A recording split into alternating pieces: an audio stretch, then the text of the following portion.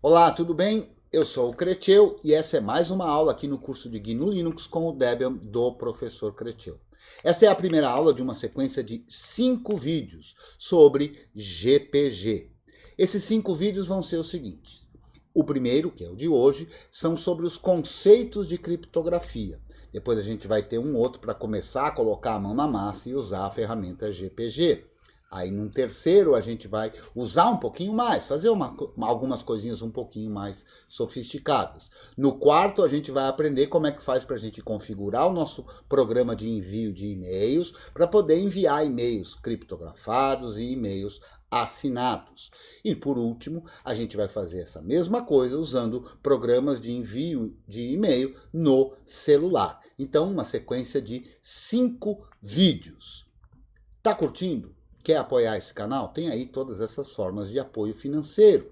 Pelo Pix, pelo Nubank, pelo PagSeguro ou pelo PicPay. E se você achar que a gente merece, tem aí também a possibilidade de você fazer um apoio recorrente na nossa campanha do Apoia-se, apoia.se/curso GNU. Muito obrigado a todos e todas que estão colaborando aqui com este trabalho. Muito bem, o que a gente vai ver hoje? Nós vamos começar a ver os conceitos para poder entender e usar criptografia e usar GPG. E os conceitos que a gente vai ver hoje são os de criptografia simétrica ou criptossimétrica para os íntimos, criptografia assimétrica, o conceito de hash, o conceito de certificado digital, para depois entender um pouquinho sobre GPG. Esse monte de sopa de letrinha, pode parecer difícil, mas você vai ver, e eu prometo para você, que você vai conseguir entender. Não vai embora, continua aqui com a gente que você vai entender tudo isso. E vamos começar então falando sobre criptografia simétrica. Simétrica, a origem desta palavra, vem de mesma medida. Neste contexto, simétrico indica que a gente está usando uma forma de criptografia que usa uma única chave criptográfica. Então, criptografia simétrica usa uma chave única, uma única chave criptográfica. E como é que se dá? Se dá assim, a gente parte de uma informação, ou os dados que estão aqui representados nesta ilustração, e usa um algoritmo de criptografia, representado aqui por esta seta, e usa também uma chave amarelinha, que é a chave criptográfica. Então, a gente parte dos dados usando esse algoritmo, com a chave amarela, obtém dados criptografados. A outra pessoa do outro lado combinou conosco e conhece a mesma chave amarela. Então, esta outra pessoa pega os dados criptografados, aplica um algoritmo do mesmo tipo, porém invertido, reverso, mas usando a mesma chave amarela que nós previamente trocamos e obtém os dados exatamente iguais aos dados que eu tinha aqui originalmente. Então, eu parto de um conjunto de dados, aplico um algoritmo de criptografia usando uma chave criptográfica e obtenho um dado criptografado. Na outra ponta, pego o dado criptografado, uso o algoritmo reverso com a mesma chave e obtenho os dados originais. Esta é a ideia da criptografia simétrica. Mesma medida, mesma chave. Tá claro? Vamos para o próximo. Criptografia assimétrica. Recebe este nome por assimetria, ou seja, A é prefixo de negação, então não tem a mesma medida. Neste contexto aqui, não tem a mesma chave. Mas como assim não tem a mesma chave? Você vai ver.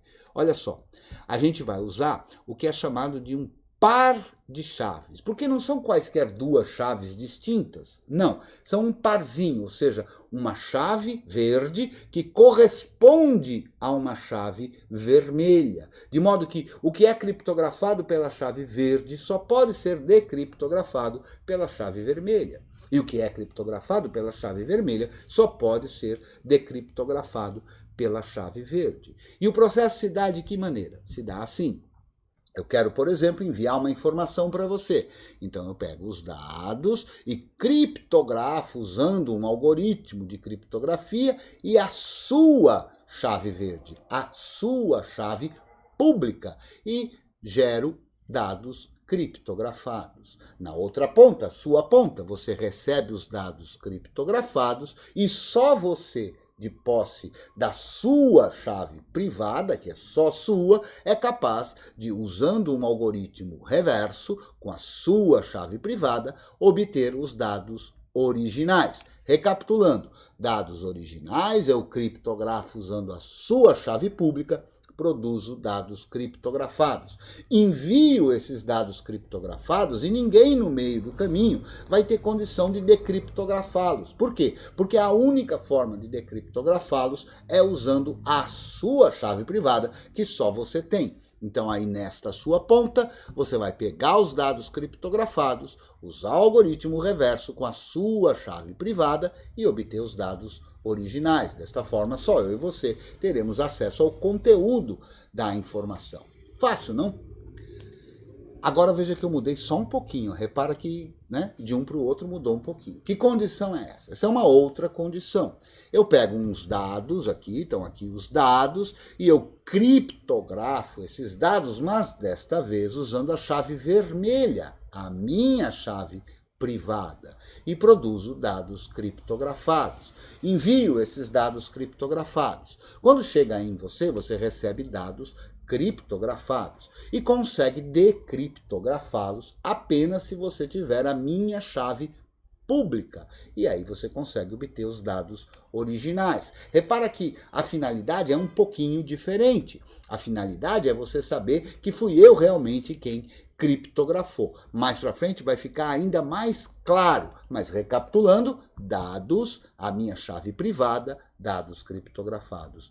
Você pega aí os dados criptografados, decriptografa, usando a minha chave pública e obtém os mesmos dados.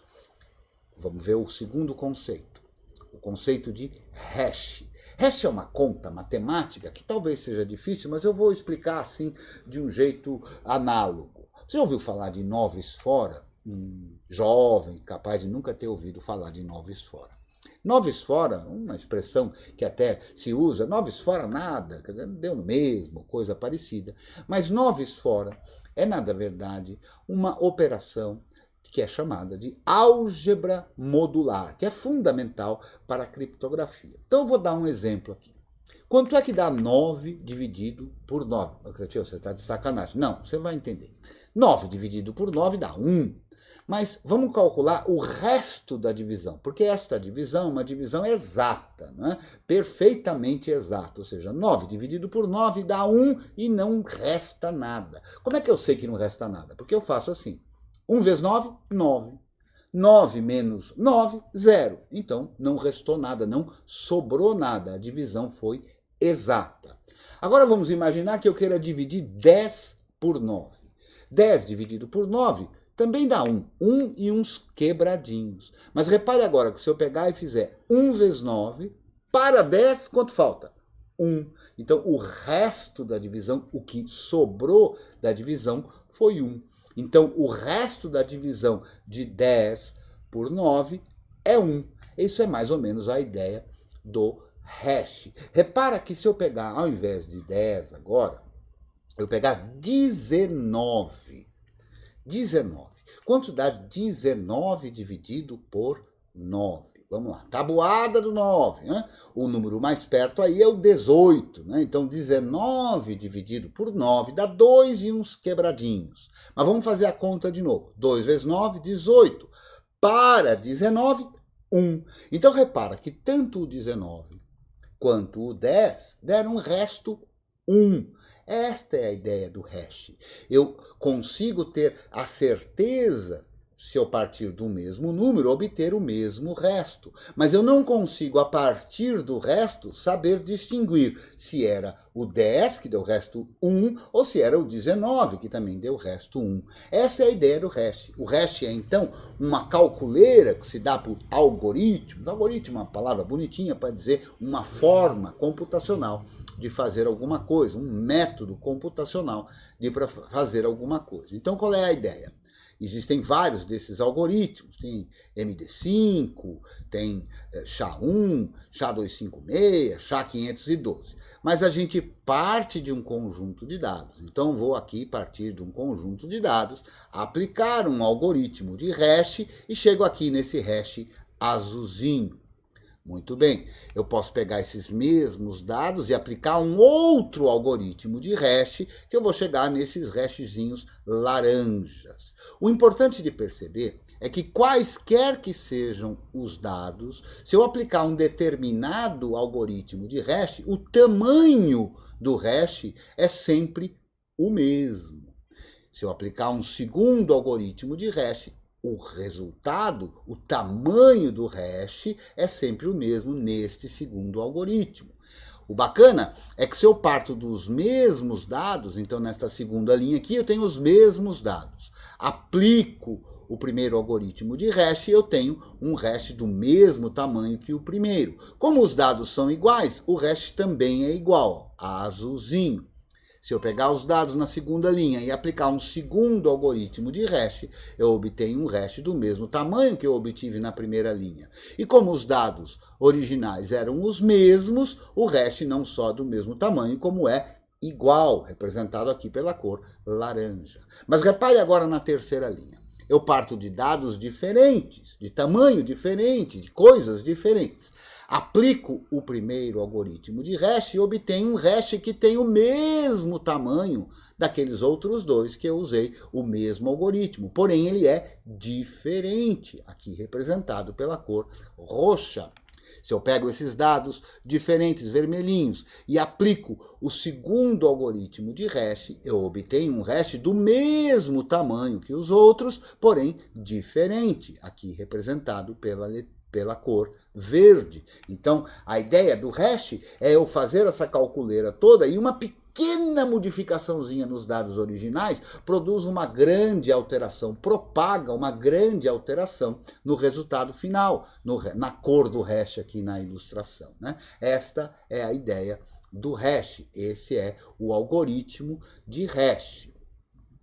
Agora, como é que a gente pode começar a entender e juntar tudo isso? Então, eu coloquei aqui um exemplo em que do lado esquerdo eu coloquei algumas frases, apliquei uma determinada função de hash, que eu acho que aqui, se não me engano, você pode conferir aí, inclusive, se foi o MD5. Então, a partir de uma frase que diz um povo, eu apliquei a função de hash e tive esse outro hash. Se eu mudar um pouquinho a frase, nesse caso eu incluí apenas uma palavra, conhece, apliquei a mesma função hash, o mesmo algoritmo de hash e obtive um hash do mesmo tamanho, porém completamente diferente. Então, a cada pequena modificação que eu fizer na frase original, aplicando a mesma função, o mesmo algoritmo de hash, eu obtenho um hash completamente diferente, porém do mesmo tamanho. Até chegar na última frase aqui, que diz: um povo que não conhece a sua história está condenado a repeti-la. Repare que a cada pequena alteração tem uma grande alteração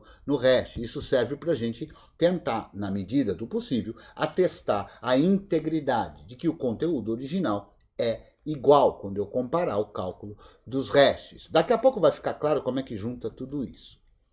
Para que então a gente usa criptografia? Bom, a gente usa criptografia para algumas coisas, e eu vou tratar delas todas aqui. A gente usa criptografia para confidencialidade, ou seja, eu quero te enviar uma informação e não quero que ninguém do meio do caminho, porque afinal de contas eu não tenho um contato direto com você para poder enviar essa mensagem, esse arquivo, ou o que for, porque você não está ao meu lado. Então eu vou ter que usar, por exemplo, uma conectividade de internet e essas coisas. E a minha informação vai passar por uma porção de computadores que não são nem meu e nem seu. Então, a ideia de se usar a criptografia é para que com a criptografia eu consiga enviar uma informação para você confidencial, ou seja, só você ter acesso a essa informação. Da mesma forma, por conta da criptografia, você consegue atestar a integridade, ou seja, saber que a informação que passou não foi adulterada, não sofreu alterações no meio do caminho. Outra característica do uso da criptografia é a autenticidade, ou seja, eu enviar uma mensagem para você e você poder ter certeza que de fato fui eu que enviei, que a mensagem é autêntica, que ninguém mexeu naquela informação e mais do que isso, você sabe que fui eu realmente que escrevi esta informação. E com isso também vem a ideia do não repúdio, quer dizer, na hora que eu enviei para você uma mensagem usando a criptografia, você pode ter certeza de que fui eu que escrevi. E depois eu não posso mudar de ideia dizendo, não fui eu que escrevi, porque você, de posse da mensagem, consegue provar que fui eu que escrevi. Então, a criptografia é usada para esses 4 casos: confidencialidade, integridade, autenticidade e não repúdio. A cabeça está complicada, então eu vou fazer uma pausa. Você pode pausar o vídeo aí, esperar uns 2 minutos para você pensar sobre o que eu falei. Se você ainda não entendeu, volta, assiste de novo. Eu já volto. Eu estou de volta. Espero que já tenha ficado tudo claro, porque agora a gente vai começar a deixar a coisa ainda mais bacana. Eu vou falar agora sobre assinar, sobre assinatura digital. Olha que bacana essa ilustração. Eu achei que ficou bem legal, sabe? Eu desenhei lá usando o Inkscape e eu acho que essa ilustração vai ser capaz de fazer você entender finalmente o que é assinatura digital. Tem muita gente leigo e acaba proliferando essa ideia, né, que imagina que a assinatura digital é eu pegar um pedaço de papel e escrever com a minha caneta lá e fazer a minha assinatura. Aí de posse desse papel eu levo num scanner, tiro uma fotografia com o celular e digitalizo, torno algo que era analógico, papel e tinta de caneta, em algo digital, que é um arquivo escaneado, uma fotografia, e aí eu envio para alguém. Então estou enviando minha assinatura de maneira digitalizada. Então eu preciso de um documento e ele precisa estar assinado digitalmente. E tem muita gente que até usa isso. Não, está assinado digitalmente, porque tem aqui a assinatura. Não, isso não é nada a ver com assinatura digital. Por que isso não é assinatura digital? Porque se você pega esse arquivo e tira dali aquela fotografia, você consegue produzir qualquer outro arquivo e colocar aquela fotografia, dando a impressão para outro que fui eu que assinei. Então isso não garante autenticidade, isso não garante nada. Não é isso que é assinatura digital. Mas o que diabos então é assinatura digital? Para entender, a gente vai usar os conceitos que a gente aprendeu antes. Então vamos ver. Eu quero fazer um arquivo, tenho um arquivo, um conjunto de dados, e eu quero assiná-lo digitalmente. Então o que eu faço? Eu pego o conjunto de dados e aplico um algoritmo de hash. E aí eu obtenho aqui um hash azulzinho. Agora eu pego este hash e criptografo usando um algoritmo de criptografia assimétrico, usando a minha chave vermelha, a minha chave privada, e produzo um hashzinho preto, cinza, enfim. Pego os dados, calculo o hash, pego o hash, criptografo e obtenho um hash preto. Aí eu pego o hash e os dados, pode estar no mesmo arquivo, um arquivo separado, e aí eu envio para você. Muito bem. Quando chega lá para você, o destinatário, o que é que você vai fazer? Você tem lá os dados, e aí você vai pegar os dados e vai calcular o hash desses dados, que deu aqui um hash roxinho. Muito bem. Aí agora você pega também o hash que eu criptografei com a minha chave privada e você, usando a minha chave pública, decriptografa esse hash, que deu aqui um hash azulzinho. Aí agora você compara. Ora, se o hash roxinho que você calculou a partir dos dados é igual ao hash azulzinho que você decriptografou a partir do hash preto, é sinal e é a garantia de que o hash azulzinho realmente foi criptografado por mim sobre dados que são exatamente iguais aos que você tem. Vamos recapitular? Eu tenho os dados, calculo o hash. Criptografo esse hash, deu o hash preto. Eu envio para você o hash e os dados. Aí você pega os dados e calcula o hash, deu o hash roxo. Aí você pega o hash cinza, decriptografa e deu o hash azul. Aí você compara o hash roxo com o azul. Se o hash roxo e o azul forem iguais, é garantia de que fui eu que assinei, fui eu que criptografei aquele hash. Logo, o meu conteúdo é igual ao conteúdo que você recebeu. Desta forma, você tem certeza da autenticidade. Portanto, desta forma, eu assinei os dados. Desta forma, você consegue ter a garantia de que os dados estão perfeitos e que fui eu, e não qualquer outro, quem os escreveu, quem os determinou. Tá clareando, né? Então, vamos lá. Confidencialidade e integridade. Confidencialidade é eu enviar para você um conteúdo criptografado usando a sua chave pública de destino, tal e qual a gente viu lá naquela ilustração. Desta forma, somente a sua chave privada é capaz de decriptografar. Quando a gente pega uma informação e criptografa, gera lá um troço embaralhado. Quando a gente pega um troço embaralhado e decriptografa, gera informação plena, pura, exatamente igual o original. Se a gente altera um pouquinho o dado criptografado, na decriptografia ele não fica parecido com o original, fica completamente diferente. Essa é uma característica aí da criptografia. Então, com essa forma, a gente consegue ter tanto a confidencialidade, ninguém no meio do caminho lê, quanto a integridade, ou seja, os dados estão exatamente da mesma forma. A autenticidade e o não repúdio, que é aquela explicação da assinatura digital, por exemplo, que foi feita nesta pequena ilustração. Eu tenho um dado, aplico um hash criptografado, usando a chave pública do remetente, né? Ou, perdão, a chave privada do remetente, né, para produzir aquele hash preto, e quando chega aí, você pega o dado, calcula o hash, decriptografa o hash que eu enviei, usando, foi o remetente que usou, usando a chave pública do remetente, e compara os dois. Se os dois forem iguais, é porque fui eu realmente que assinei, é porque fui eu realmente que escrevi a informação, logo ela é autêntica, e eu não posso mudar de ideia depois, logo temos o não repúdio. Agora vamos para o certificado digital. Eu sei que o público aqui é bastante jovem e talvez nem todo mundo saque disso, mas então eu vou de novo aproveitar de uma analogia e falar de um cartório. Tá ligado? Um cartório? Então é muito comum fazer o seguinte, imagine que eu quero assinar um contrato com você. Então eu redijo lá o contrato, tal, e assino, com caneta mesmo. Vou lá e assino o contrato. Legal. Como é que você vai saber, e como é que você vai demonstrar depois, né, que fui eu que fiz o contrato?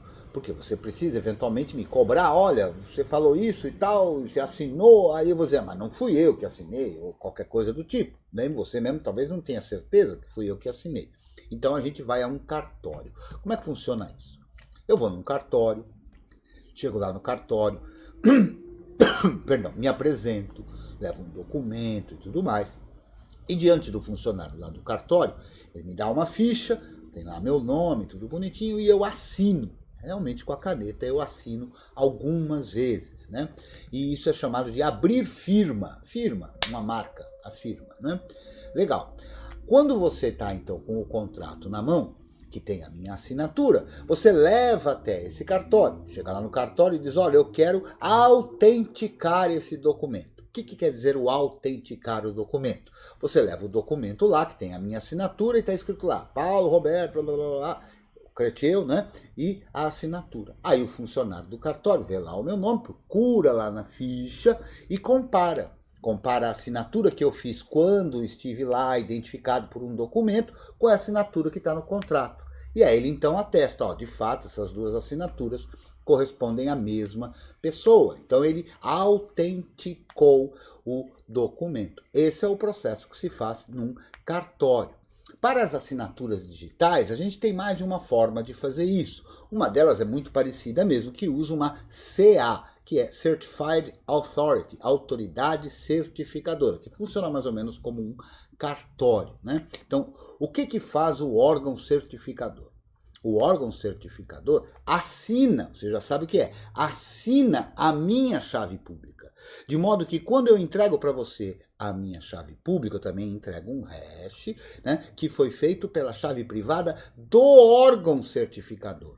Desta forma, você consegue pegar a minha chave pública, pegar a informação lá do órgão certificador e comparar as duas. Se bater, é porque, de fato, o órgão certificador atestou a minha chave. E, portanto, você, na medida em que acredita e que confia nesse órgão certificador, pode ter certeza de que sou eu. Então, os órgãos certificadores, ou as CAs, Certified Authority, servem para isso, funcionar que nem um cartório. Mas não é a única forma, porque a gente pode estabelecer relações de confiança. De novo, eu vou fazer uma analogia. Imagine que você esteja andando na rua e encontre um desconhecido. Aí você pode até, óbvio, conversando e tudo, sacar mais ou menos quem é a pessoa, qual é a índole e tal, sei lá, papapá.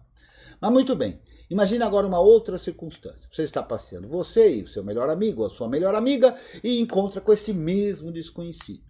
Ao encontrar esse desconhecido, o seu amigo ou a sua amiga diz: opa, esse aqui é o fulano de tal. Então repare que, mesmo sem ter nunca visto esse desconhecido, parte da confiança que você tem naquele seu amigo ou amiga se transfere imediatamente para o desconhecido, porque o seu amigo atestou algo sobre o desconhecido. Então, a ideia da relação de confiança, da teia de confiança, se dá da mesma forma. Por exemplo, eu sou um colaborador do Debian, sou um Debian maintainer. Entre outros requisitos, para poder ser um Debian maintainer, é preciso que se tenha a assinatura. A minha chave teve que ser assinada por pelo menos 2 desenvolvedores do projeto Debian, por 2 Debian developers. E como é que isso se deu? Isso se deu assim, um evento, na verdade foi numa Deb Conference, numa conferência do Debian. Eu fui lá, me apresentei fisicamente, presencialmente, diante desse Debian developer e apresentei a ele, ó, esta aqui é a minha chave, fingerprint, né, a imagem da minha chave, tá lá bonitinha, meu e-mail é esse aqui, assim, e tá aqui meus documentos, olha aqui, mostrei para ele um documento, que pode ser um RG, pode ser um passaporte, um documento oficial. Então, esse Debian Developer olhou lá, viu lá a minha chave, viu lá o meu e-mail, olhou para o documento, na medida do possível atestou que esse documento não é falsificado, olhou a fotografia, olhou para mim, viu que era a mesma pessoa, aí ele anotou lá no papel, bom, esse aqui realmente é esse aqui. Quando ele chega na casa dele, o que é que ele faz? Ele procura pela minha chave num outro local em que ela esteja, como um servidor de chaves, né? E me manda um e-mail. Mas como é que ele manda esse e-mail? Ele pega a chave privada dele e assina a minha chave pública e envia para o e-mail que eu solicitei, o que dá até uma camada a mais de confiança, porque afinal, se alguém roubou o e-mail, não vai ter acesso ao e-mail. E aí então eu recebo esse tal certificado. Desta forma, o que acontece? Eu posso eventualmente querer publicar, inclusive, esse certificado. Muito bem, uma pessoa que não me conhece, mas conhece esse Debian Developer, parte da confiança que ele tem no Debian Developer se transfere exatamente para mim. A confiança de saber que eu sou eu mesmo. Isso não quer dizer a confiança de achar que uma pessoa é boa, má, honesta, desonesta. Não, mas de que esta relação existiu. Eu sou eu mesmo. Né? Eu sou quem estou dizendo que sou, atestado por um Debian Developer que esteve diante de mim e viu o meu documento. Então, para se tornar um membro do projeto Debian, nesse status inicial de Debian Maintainer, é preciso que pelo menos 2 Debian Developers tenham assinado a chave. Então, essas duas formas que se utilizam de trocas de chaves servem para estabelecer essa relação de confiança. Mas como é que funciona isso do CA na sua máquina? Você provavelmente já acessou algum site lá, HTTPS, alguma coisa. Como é que você vai ter certeza de que está acessando o site mesmo daquela instituição que você está acessando? Pode ser que alguém no meio do caminho tenha interferido nas informações e aí aquilo que está aparecendo lá não é bem aquilo e alguém pode, por exemplo, roubar suas senhas, roubar informações e dados que são da sua parte. Então, como é que isso funciona? Funciona assim. Quando você acessa o site, o programa lá, o servidor de web que responde pelo site, te envia um certificado. Esse certificado é justamente a chave pública deles assinada pela chave privada do órgão certificador. De modo que você pode conferir. Por quê? Porque você tem no seu computador, na confiança do seu navegador de web, um conjunto de chaves públicas dos órgãos certificadores. Então você consegue comparar. Olha, o site está me dizendo que é esse aqui e tem uma assinatura. Aí eu pego e comparo, fazendo aquela mesma calculeira do hash, e eu vejo, realmente, segundo o órgão certificador, esse site de fato é quem ele está dizendo que é.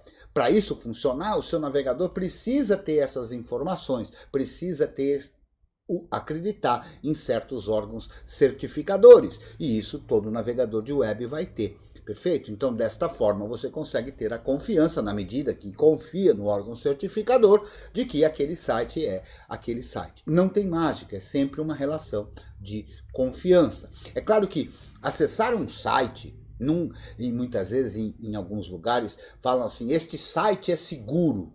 Né? Às vezes até em documentação, tudo, site seguro, acesse um site seguro. A segurança aí é só no quesito da autenticidade. Então, segundo o órgão certificador tal, aquele site que diz ser alguém é de fato alguém. Agora, se esse alguém é honesto, desonesto, se ele vai pegar o número do seu cartão de crédito, fazer um mau uso disso, não tem nenhuma relação com essa história. A história apenas é para você ter certeza, segundo os órgãos certificadores que você confia, ou o seu navegador confia, de que você está acessando alguma coisa que é aquela coisa realmente que diz ser. Bom, depois de todo esse esforço, nós vamos chegar aqui no GPG. GPG, PGP, um RFC, um monte de sopa de letrinhas, né? Então, GPG, que significa GNU Privacy Guard. Então, essa é a história, que implementa a mesma estrutura de chaves PGP, que é Pretty Guard Privacy, ou algo parecido com isso, que a sopa de letrinha aqui também às vezes dizer, né? Mas vamos lá. Você que é aluno aqui no curso, que acompanha tudo mais, é curioso, com certeza, vai procurar a RFC, Request for Comment, um conjunto de normas estabelecidas que você pode modificar, alterar, enfim, passar a colaborar, etc. E é a RFC que determina isso, é a 4880. Então você pode até ter uma porção de outros detalhes. O importante que nós vamos começar a ver a partir do próximo vídeo é a coisa no mão na massa. Então, a troca de chaves entre pessoas e entre servidores acontece. Né? Então, vamos lá para as cenas dos próximos capítulos. No segundo vídeo sobre GPG, a gente vai, de fato, colocar a mão na massa. A gente vai criar o par de chaves, a gente vai saber e aprender como é que faz para enviar a chave pública para um servidor de chaves. A gente vai aprender como é que a gente lista as chaves públicas que a gente tem de outras pessoas, como é que a gente lista as nossas próprias chaves privadas, como é que a gente traz lá do servidor de chaves a chave pública de alguém, como é que a gente faz para criptografar um conteúdo, criptografar um arquivo usando a chave pública de alguém. A gente vai aprender também a assinar um arquivo usando a nossa chave privada. A gente vai aprender a decriptografar um arquivo que tenha sido criptografado com a nossa chave pública. A gente vai aprender a assinar arquivos, a gente vai aprender a assinar chaves. Tudo isso preparando para a gente poder efetivamente usar a criptografia e ver os demais vídeos. Eu espero que você tenha entendido toda essa sopa de letrinha que a gente falou, que você tenha curtido esse vídeo e a gente se encontra no próximo. Até lá!